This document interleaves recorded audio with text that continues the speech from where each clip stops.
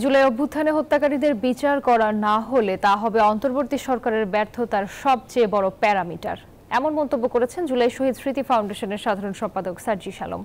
সকালে খুলনা শিল্পকলা একাডেমিতে শহীদদের পরিবারের মাঝে চেক বিতরণ অনুষ্ঠানে তিনি এ মন্তব্য করেন। বলেন, জুলাই বিপ্লবে নিজেদের কর্মকাণ্ডে ইমেজ সংকটে পড়েছে পুলিশ, তাই সুনামের সাথে কাজ করে হারানো ইমেজ ফিরিয়ে আনার আহ্বান জানান তিনি।